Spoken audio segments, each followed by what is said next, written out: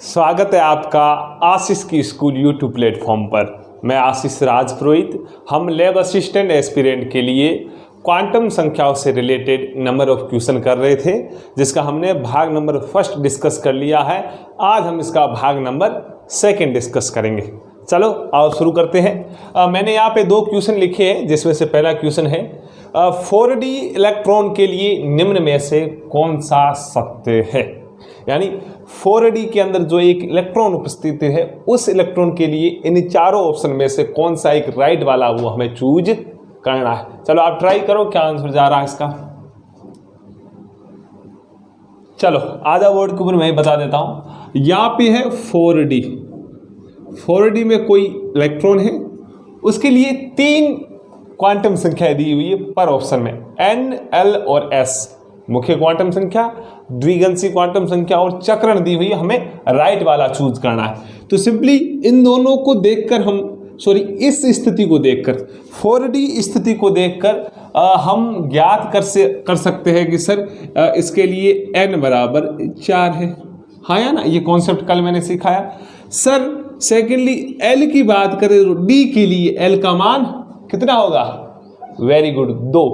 S, P, D और F। S के लिए L का मान होता है 0, P के लिए 1, D के लिए 2 और F के लिए 3। तो यहाँ पे D है, D के लिए जो L का मान होगा वो होगा 2। और लास्ट में है S। S की बात करूं चक्रण की, चक्रण यदि पहला इलेक्ट्रॉन A से है तो इसके लिए S बराबर आएगा +12। यदि इलेक्ट्रॉन A से है तो इसके लिए आएगा S बराबर -12। कितना? -12। यहाँ पे लिखा हुआ है N बराबर 4 और L बराबर 2, तो N 4 2 आ गया। एक लास्ट वाले ऑप्शन में भी ये सिचुएशन है। फिर लास्ट 2 स्थितियां हैं, इसमें S ½ है और इसमें S 0 है। और हमें पूछा क्या 4D इलेक्ट्रॉन के लिए, यदि मैं पहली बार इलेक्ट्रॉन भरूंगा तो मैं ऐसे रखूंगा, हाँ या ना। इसका मतलब इलेक्ट्रॉन बैठा है ऐसे, इसके लिए S कितना होगा? +12। यानी N, L और S के मान होंगे 4, 2 और +12। 4, 2 और +12। बाकी ऑप्शन कोई मैच नहीं कर रहे। इसमें S कितना आ रहा? 0, इसलिए इसका आंसर चला जाएगा A। आया समझ में? हालांकि ऐसे नंबर ऑफ क्वेश्चन हमने कल किए थे। चलो आगे बढ़ते हैं। एक और क्वेश्चन दिया हुआ है, उसे सोल्व करते हैं। ये क्वेश्चन RPMT 2010 में आया। ये क्वेश्चन AIEEE 2012 में आया था। अब ये क्वेश्चन क्या बोला? अच्छा क्वेश्चन है। क्वांटम संख्याएं A n बराबर 4, L बराबर 1, B n बराबर 4, L बराबर 0, C n बराबर 3, L बराबर 2 और D है n बराबर 3 और L बराबर 1। हमें ये बोला जा रहा है कि इन 4 क्वांटम संख्याओं को देखकर आप ऊर्जा के बढ़ते हुए क्रम में इन्हें सजाओ। हालांकि 4 क्वांटम संख्या है, इसका मतलब 4 इलेक्ट्रॉन की बात कर रहा है। 4 इलेक्ट्रॉन की बात कर रहा। सिंपली बात है, क्वांटम संख्या होती क्या है? इलेक्ट्रॉन को रिप्रेजेंट करती भाई इलेक्ट्रॉन की स्थिति के बारे में, इलेक्ट्रॉन के ऑल ऑफ कैरेक्टर कहाँ पर पाया जाएगा, क्या है, दक्षिणावर्त घूम रहा है, वामावर्त घूम रहा है, उसके बारे में कौन बताती है? क्वांटम संख्या तो बताती है। तो 4 इलेक्ट्रॉन के लिए 4 अलग अलग क्वांटम संख्याएं दी हुई है, और इन 4 इलेक्ट्रॉन को हमें, या इन 4 क्वांटम संख्याओं को हमें ऊर्जा के बढ़ते हुए क्रम में सजाना है। बढ़ते हुए क्रम में सजाना है। तो इसके लिए क्या करेंगे? कौन सा फंडा हम यूज करेंगे? क्या आप कर सकते हो? कुछ ऐसे बच्चे होंगे, मुझे लग रहा है उनको आता होगा, ना आए तो चलो मैं समझा देता हूं। आप ऐसे क्वेश्चन को, भले तारा लगा दो, अच्छा क्वेश्चन, ऐसे क्वेश्चन को आप क्या करो N+L से। हालांकि मैं कल वाली क्लास में नंबर ऑफ क्वेश्चन कराऊंगा, पाउली के अवर्जन नियम से रिलेटेड, ऑफ-बाउ नियम से रिलेटेड, N+N का नियम, इससे रिलेटेड नंबर ऑफ क्वेश्चन कराऊंगा। लेकिन आज एक इस कल वाले से रिलेटेड आ गया क्वेश्चन।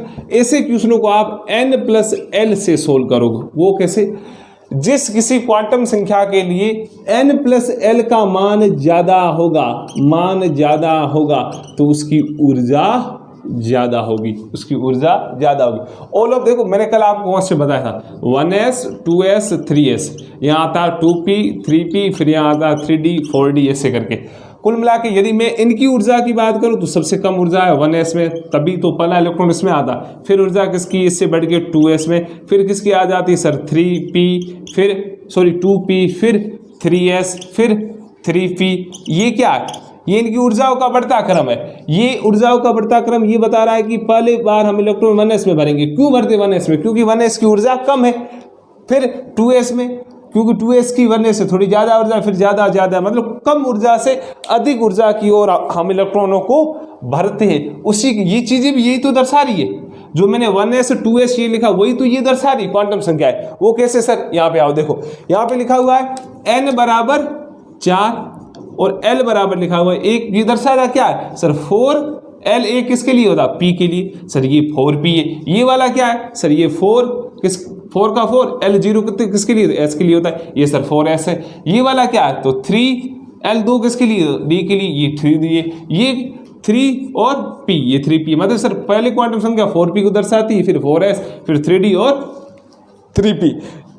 यदि ऐसा अपन निकाल के फिर 1s 2s ऐसे करके लिखे, फिर ऊर्जा का क्रम निकालने की कोशिश करें तो क्वेश्चन अपने आप में लंबा चौड़ा हो जाता है। इसलिए हम इनको निकालने के लिए n+l के नियम का यूज करते हैं, जिसके लिए n+l का मान ज्यादा होगा उसकी ऊर्जा भी ज्यादा होगी। वो कैसे, चलो अपन निकालते हैं। पहला ऑप्शन, पहला ए क्या बोला है, ए के लिए n+l कितना है, n4 l1 मतलब 4 + 1 बराबर कितना हो गया 5।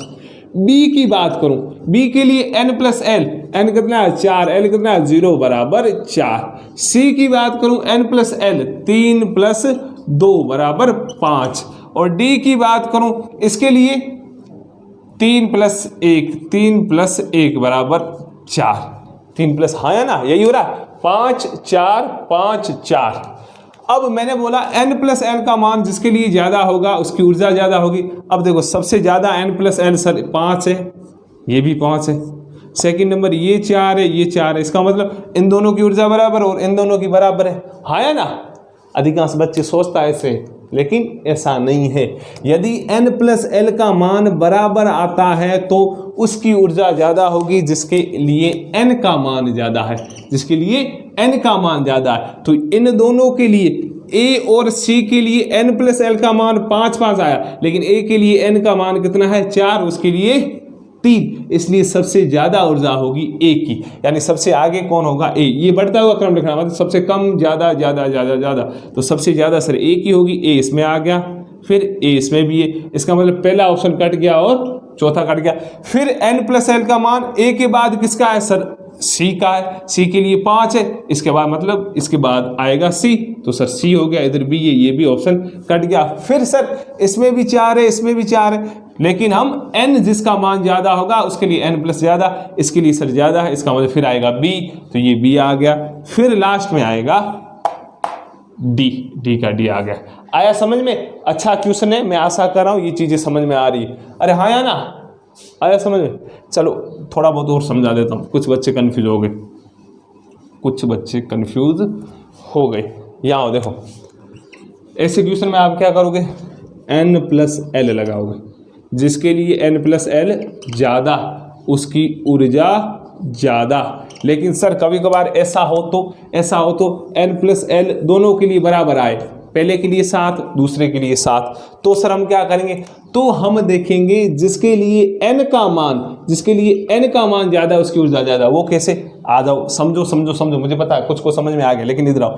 n+l दोनों के लिए 7, लेकिन इसके लिए 6 + 1 और इसके लिए 5 + 2, टोटल कितने 7, टोटल कितने 7। लेकिन इन दोनों की ऊर्जा की बात करूं तो पहले की ऊर्जा दूसरे से ज़्यादा होगी, है तो 7, लेकिन पहले के लिए n का मान 6 है और दूसरे के लिए 5 है। सीधी बात है, n+l सबसे ज़्यादा उसकी ऊर्जा ज़्यादा।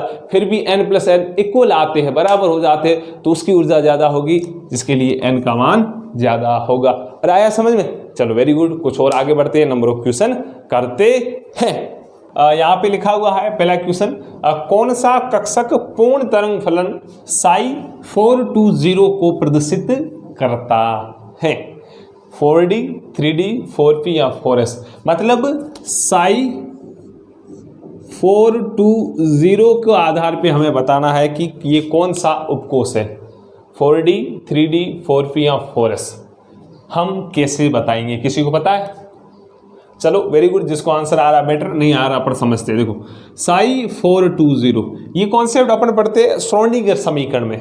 हम जब अंतिम रूप से श्रोडिंगर समीकरण को सोल्व करते हैं तो उससे हमें 3 क्वांटम संख्याएं प्राप्त होती है, मुख्य क्वांटम संख्या, द्विगंशी और चुंबकीय। श्रोडिंगर समीकरण कभी भी स्पिन यानी चक्रण क्वांटम संख्या को रिप्रेजेंट नहीं करती, और ये पूछा भी जाता है कि यदि हम श्रोडिंगर समीकरण को सोल्व करते हैं तो हम किस क्वांटम संख्या को प्राप्त नहीं कर पाते, तो उसका आंसर जाता है चक्रण क्वांटम संख्या।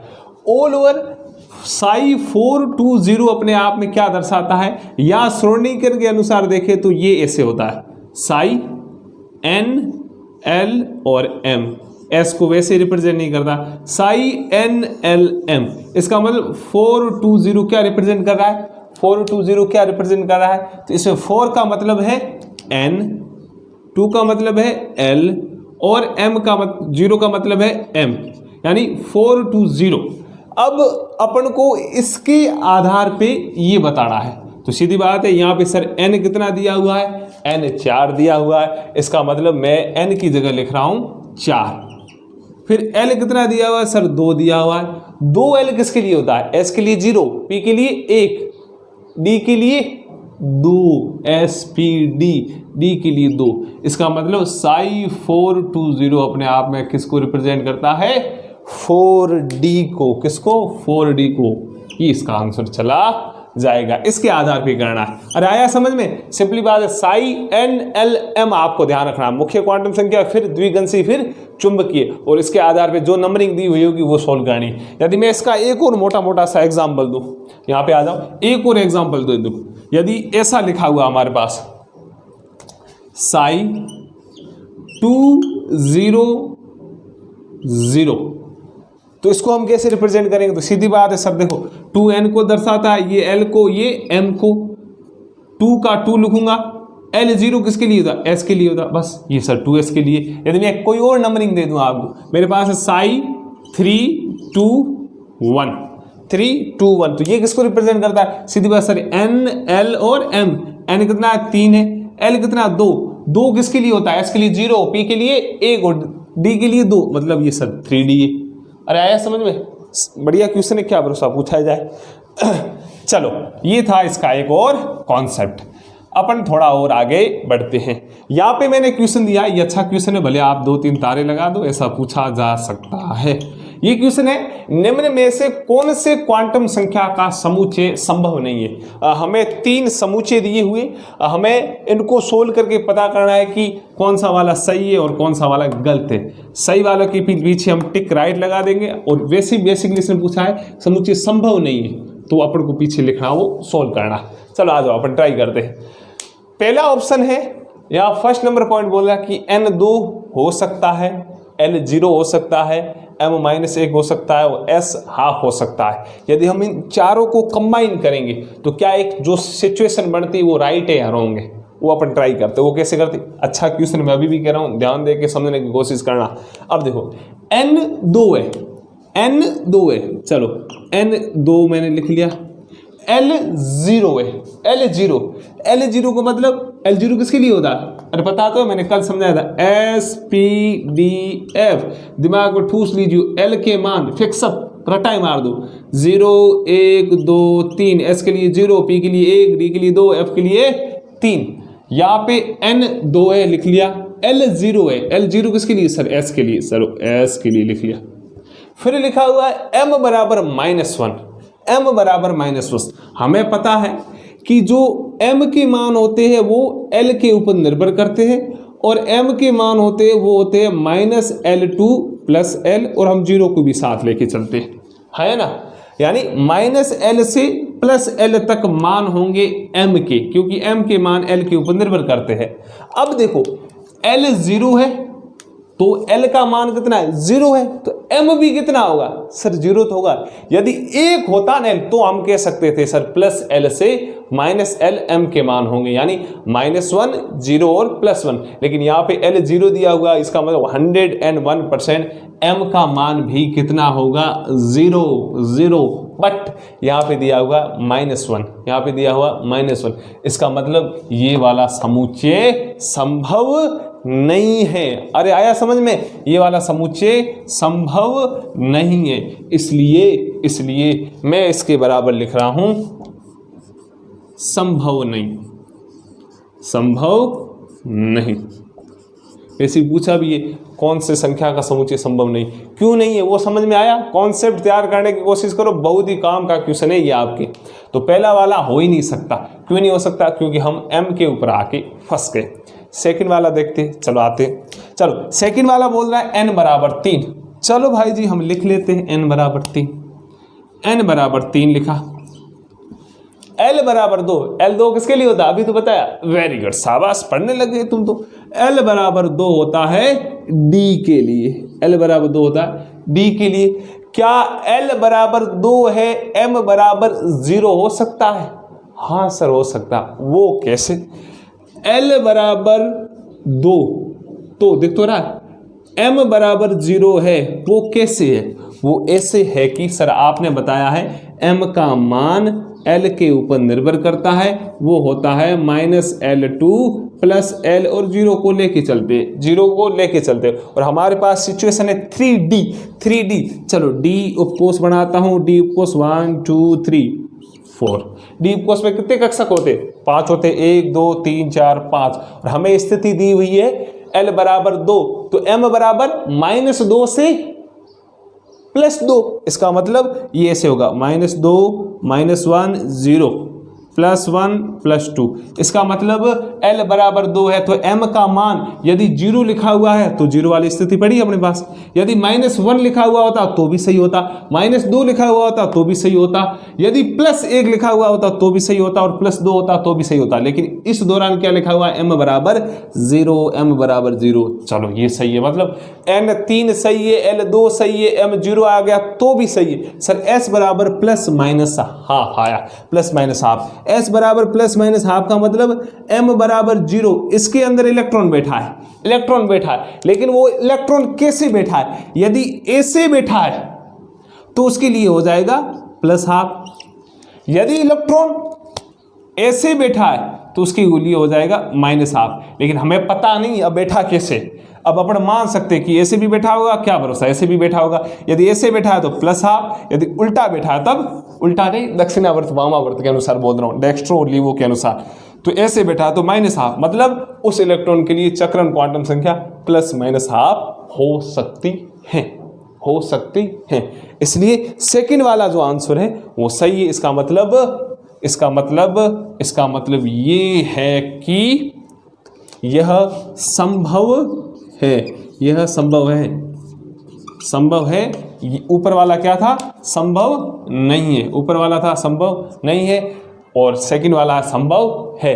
अब सर थर्ड वाले का पोस्टमार्टम करते। अरे समझ में आ रहा? बहुत बढ़िया कॉन्सेप्चुअल चीज़ है, और मुझे नहीं लग रहा कुछ बंक कर रहा हूँ। हर चीज़ ये कोशिश कर रहा हूँ कि बच्चे फंसे ना, क्योंकि हम आमने सामने नहीं बैठे कि आपको ना समझ में आके आप पूछ लो, फिर भी अपन बढ़िया ही पढ़ाएंगे, चिंता मत करो। हाँ या ना? Very good. चलो आ जाओ। थर्ड स्थिति दी हुई है, n बराबर 2 है, L बराबर 3 है। तो चलो आओ इसका पोस्टमार्टम करते हैं। n बराबर 2 है, चलो मैंने 2 लिख लिया। L बराबर 3 है, L3 किसके लिए होता है? S के लिए 0, P के लिए 1, D के लिए 2 और F के लिए 3। हमारे पास स्थिति आ गई 2F।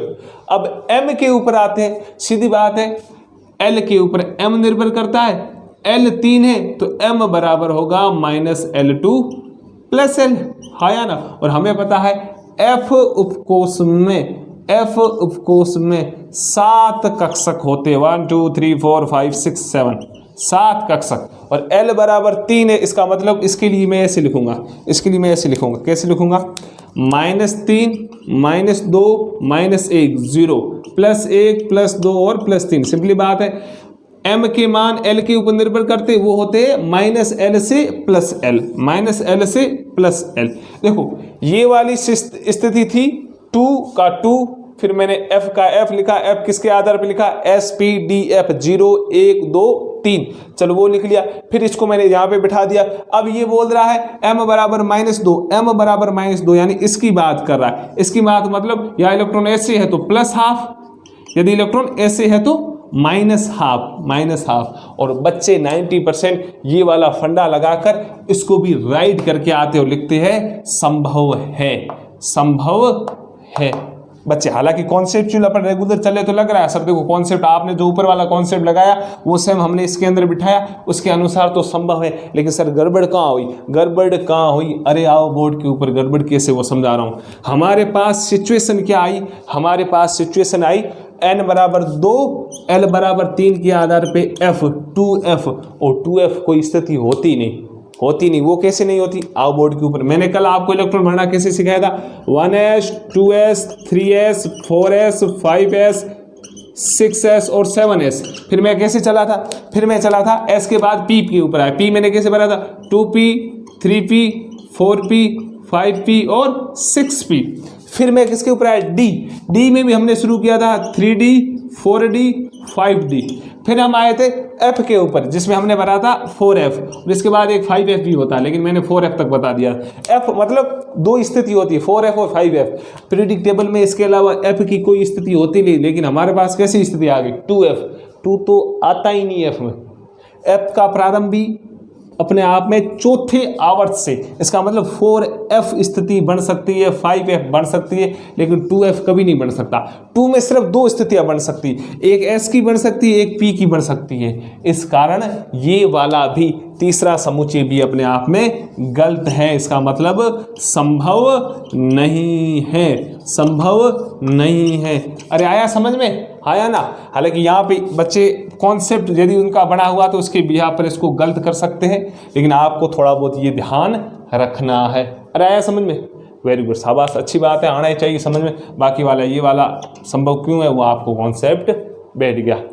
चले आगे, चलो कुछ क्वेश्चन करते हैं, उससे पहले अपन 2-3 पॉइंट से वो समझ लेते हैं। यहाँ पे मैंने पॉइंट लिखा है पहला, मुख्य क्वांटम संख्या जिसे हम रिप्रेजेंट करते हैं स्मॉल n से, यह उस कक्षा का नाम, आकार और ऊर्जा को बताती है जिससे इलेक्ट्रॉन संबंधित होता है। यदि मैं कह रहा हूं किसी कक्षा के अंदर इलेक्ट्रॉन घूम रहा है, वो कौन सी कक्षा के अंदर घूम रहा है उसके बारे में कौन बताएगा? मुख्य क्वांटम संख्या। उस कक्षा का या उस परमाणु का आकार कितना है उसके बारे में भी कौन बताएगा? मुख्य क्वांटम संख्या। अब जो इलेक्ट्रॉन घूम रहा है उसकी ऊर्जा क्या है उसके बारे में भी हमें कौन बताएगा? मुख्य क्वांटम संख्या। ये ध्यान रखना, ये बेसिकली पूछा जाता है। सेकंड वाला पॉइंट है द्विगंशी क्वांटम संख्या जिसे हम रिप्रेजेंट करते हैं स्मॉल n से।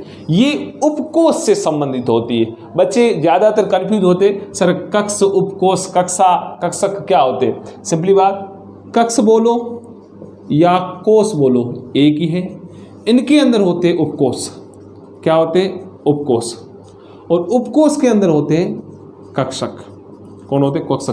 भाई कक्ष या कोष मैं कह रहा हूं, इसे मैं K L M N dash dash कुछ भी दर्शा सकता हूं, या मैं 1 2 3 4 डैश डैश कुछ भी बोल सकता हूं। उपकोष कितने होते? Basically 4, S P D F ये उपकोष है। अब S उपकोष में कक्षक कितने होते? सर 1 होता है। P में सर 3 कक्षक होते हैं, D में सर 5 कक्षक होते हैं, और F में सर 7 कक्षक होते हैं। तो द्विगंशी क्वांटम संख्या किससे रिलेटेड है? उपकोष से संबंधित है। और सिंपली बात, L या मुख्य द्विगंशी क्वांटम संख्या S उपकोष के लिए इसका मान होता है 0, P के लिए 1, D के लिए 2 और F के लिए 3। आपको बेसिकली ये ध्यान रखना है, पिछले 2 दिन से यही मैं कह रहा हूं। थर्ड नंबर है चुंबकीय क्वांटम संख्या। क्या है? चुंबकीय क्वांटम संख्या जिसे हम रिप्रेजेंट करते हैं M से। यह विभिन्न कक्षकों की आकृति से संबंधित है। यानी जो कक्षक है S के लिए, P के लिए, D के लिए, F के लिए, इन कक्षकों की आकृति क्या है उनके बारे में हमें बताती है चुंबकीय क्वांटम संख्या। S के लिए हम क्या बोलते हैं? गोलाकार, P के लिए डमलाकार, D के लिए द्विडमलाकार, F की आकृति होती है जटिल। कैसी होती है? जटिल। और इनके बारे में हमें जानना है तो हम किस क्वांटम संख्या की सहायता लेते हैं? M यानी चुंबकीय क्वांटम संख्या। और यदि हमें इलेक्ट्रॉन के चक्रण के बारे में जानना है तब हम लेते हैं S यानी स्पिन, जिसे हम बोलते हैं चक्रण क्वांटम संख्या। चक्रण क्वांटम संख्या इलेक्ट्रॉन के घूर्णन के बारे में हमें बताती है। मैं आशा करता हूं ये वाले पॉइंट्स थोड़े बहुत आपको समझ में आ गए होंगे। अब इन पॉइंट से रिलेटेड जो प्रीवियस एग्जाम में क्वेश्चन पूछे गए वो अपन सोल्व करते हैं। चलो कुछ क्वेश्चन करते हैं। यहाँ पे क्वेश्चन लिखा है पहला कि कौन सी क्वांटम संख्या है जो उपकोष का आकार निर्धारित करती है। हालांकि मैंने अभी जस्ट 1 मिनट पहले जो आपको थ्योरी कराई उसी के बिहाफ पे है। मुख्य क्वांटम संख्या कोष, कक्ष या ऊर्जा स्तर से रिलेटेड होती है।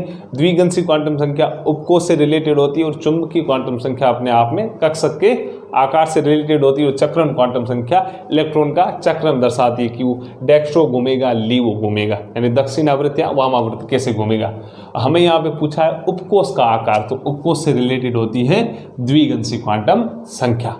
सेकेंड क्वेश्चन है तीसरे क्वांटम कक्ष यानी n बराबर 3 के लिए विभिन्न उपकक्षों में कितने इलेक्ट्रॉन रह सकते हैं, ये कौन बताएगा। बढ़िया क्वेश्चन है। यदि आपके फंडे थोड़े बहुत पहले से अच्छे हैं तो आप इस क्वेश्चन को कर सकते हो।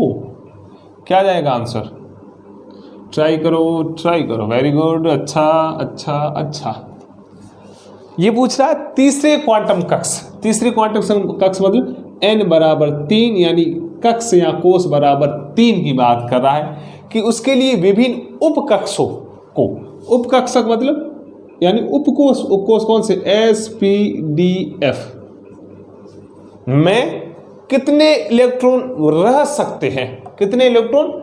सकते हैं, अब हमें ये ध्यान रखना कि N3 किन के लिए आता है, वो कैसे। कल मैंने आपको बताया था 1s 2s ऐसे करके मैं आया था 7s तक, आया ना। फिर मैंने बताया था 2p 3p ऐसे करके मैं आया था 6p तक, अरे हाँ या ना।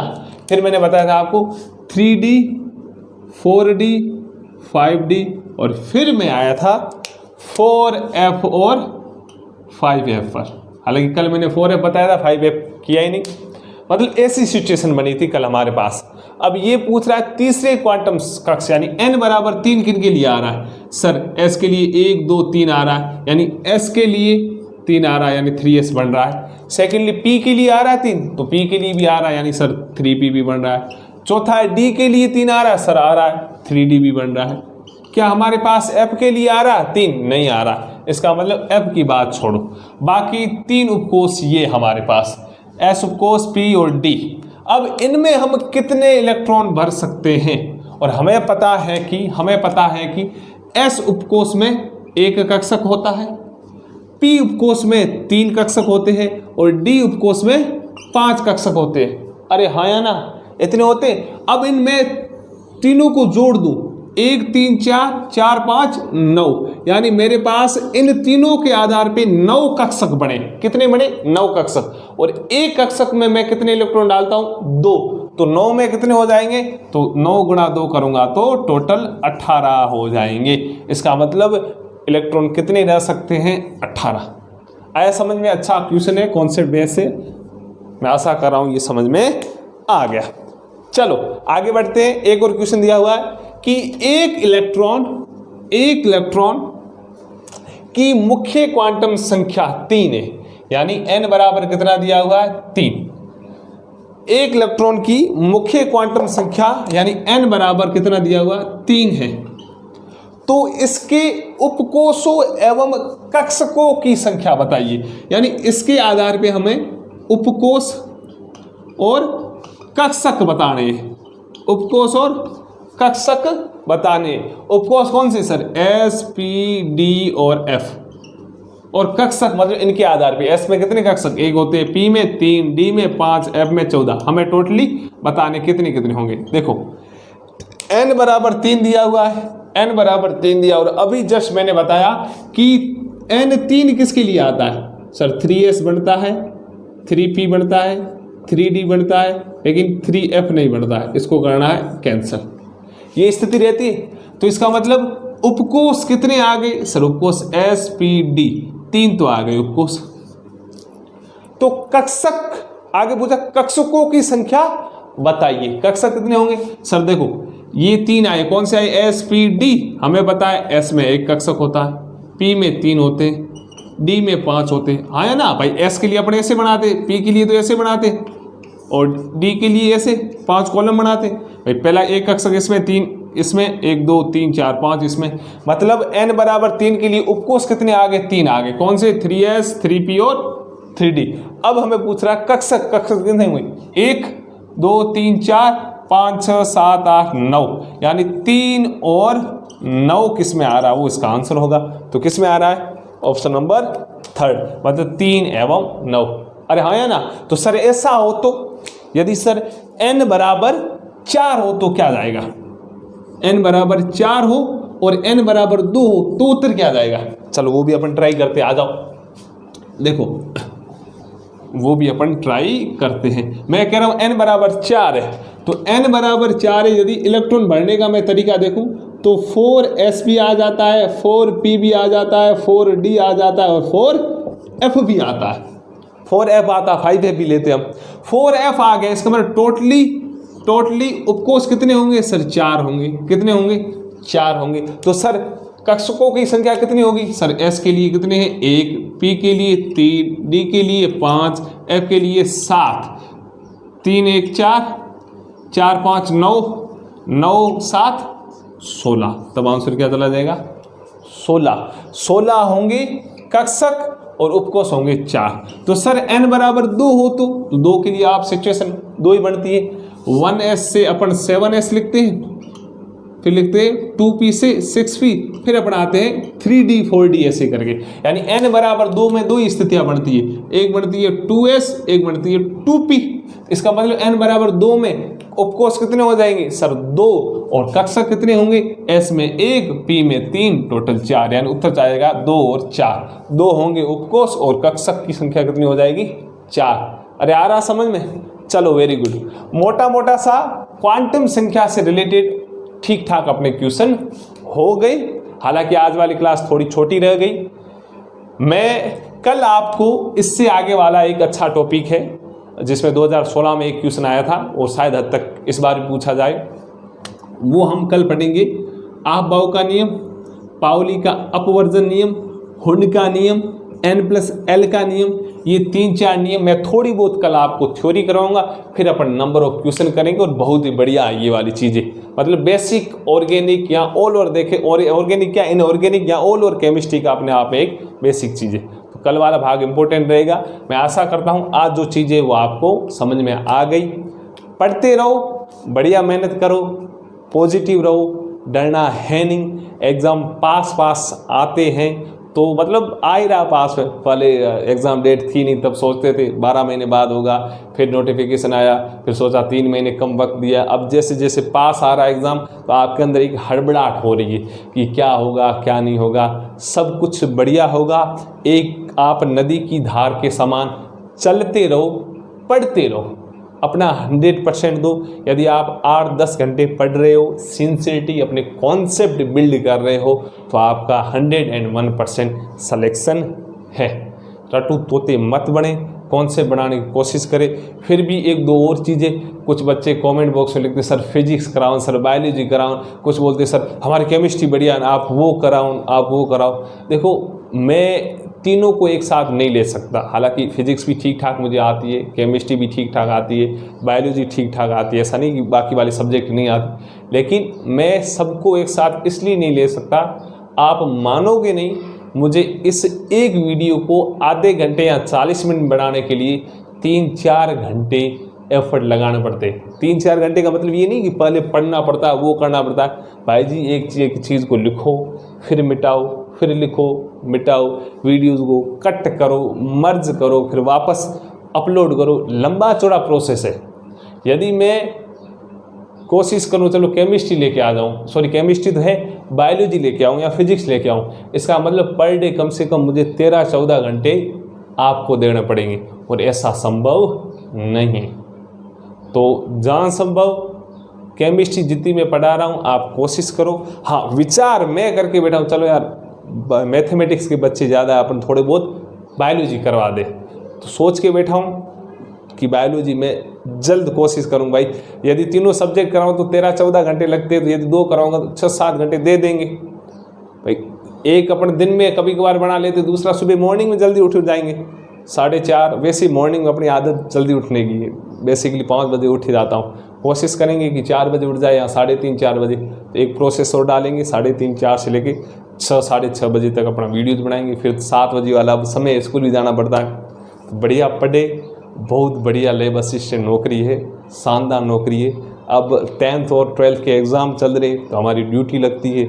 मैं खुद पहली बार अनुभव कर रहा हूँ कि कैसे बच्चों को बिठाना है, उनको कैसे कॉपियाँ देनी है। फिर 3 घंटे, वैसे 3 घंटे अब तो नहीं होता, थोड़ा और कम टाइम है, मतलब 9 से लेके 11:45 उनको कैसे, मतलब 2-2.5 घंटे का जो समय होता है, उन्होंने कैसे बच्चों को एक सीक्वेंस के अनुसार बिठा के एक पैटर्न के अनुसार एग्ज़ाम लेना, कॉपियाँ कैसे बांटी जाती है, पेपर कैसे, फिर वापस क्या लेना, मतलब जो चीज़ें हमने की थी उस चेयर के ऊपर बैठ के आज हम वही चीज़ बच्चों से करवा रहे, तो एक अच्छा अनुभूत होता है। यदि आपके पास एक बेटर नॉलेज है और आप स्कूल या कॉलेज में जाके बच्चों के साथ वो चीज़ें साझा करते हो, तो रियली कह रहा हूँ कि बच्चे बहुत रेस्पेक्ट करते हैं आपकी। हालांकि कॉलेज लाइफ थोड़ी हटके, क्योंकि हमारी हम उम्र के हो जाते हैं लड़के, लेकिन स्कूल लाइफ में 11th 12th 9th 10th की अपन क्लासें लेते हैं, बच्चों से मिलते, बड़े बड़े कॉन्सेप्ट सिखाते। वैसे साइंस सब्जेक्ट अपने आप एक कॉन्सेप्ट भी यहाँ पर सामने वाले, यदि टीचर रट्टू तोते की तरह नहीं बल्कि हर चीज़ को एक एग्जाम्पल के थ्रू समझाए, तो सामने वाले बच्चे उसकी तरह ज़्यादा अट्रैक्ट होते हैं। तो ये सौभाग्य मिल रहा है पिछले 2 सालों से, और मैं आशा कर रहा हूँ यदि आप सही ढंग से पढ़ोगे तो अगले साल जो आप भी स्कूल में, कॉलेज में या किसी भी फील्ड में, एग्रीकल्चर वाला, राजस्थान वीवी वाला, उसमें ऑल ओवर जाओगे तो अच्छा लगेगा। खास करके स्कूल लाइफ बहुत बढ़िया है कि हम 5-6 साल पहले जहाँ स्कूल में बैठे थे, आज वही चीज़ें हम अनुभूत कर रहे हैं, आज बच्चों को पढ़ा रहे। तो ये एक मोटिव चीज़ लो कि आज आशीष जी वहाँ बैठे तो कल हम वहाँ पे होंगे, कल हम बच्चों को पढ़ाएंगे, हम भी बढ़िया कॉन्सेप्ट सिखाएंगे। कि इलेक्ट्रॉन बच्चे आते मेरे पास 11th वाले, तो साइंस लिए लेते नहीं, तो बोलते कि सर इलेक्ट्रॉन कैसे भरने, क्या तरीका होता है, ये इलेक्ट्रॉन ऐसे कैसे घूमते, ये क्या होता है, वो क्या होता है, कुछ उनकी महत्वाकांक्षाएँ होती। मैं भी कोशिश करता हूँ उनको शांत करने की। बढ़िया लाइफ है, बहुत बढ़िया है। इस बार स्कूल में एग्रीकल्चर भी आ गया, तो हालांकि एग्रीकल्चर के हमारे है नहीं है फर्स्ट ग्रेड, तो सर ने बोला चलो आशीष जी आपके बायोलॉजी आप करवा दो, लगभग वो चीज़ें सिमिलर है। केमिस्ट्री अच्छी लगती है तो बच्चों को बता देता हूँ, 12th वालों को कभी कभार मौका मिलता है फिजिक्स बता देता हूँ, 9th 10th में मैथमेटिक्स या साइंस बता देते हैं। मतलब मैं खुद बिजी शेड्यूल की तरह रहता हूँ कि स्कूल में ऑल ओवर बच्चों को पढ़ाया जाए। हालांकि फिर भी आपको समय खूब मिलता है, यदि किसका मन नहीं है पढ़ाने का तो आप अपनी लैब का ध्यान रखो और अपनी खुद की पढ़ाई करो। बढ़िया लाइफ है। मैं कह रहा हूँ जो बातें अभी मैंने सुनाई 3-4 मिनट तक, वो आपके लिए एक मोटिवेशन सोर्स होगा कि हाँ यार ये बंदा वहाँ बैठा था, हम भी बैठ जाएंगे। तो बढ़िया मेहनत करो, कचरा पालना है नहीं, और बढ़िया होगा। यदि आप डिसिप्लिन और डेडिकेशन के साथ आप चीज़ें कर रहे हो तो आप 100% सेलेक्ट होंगे।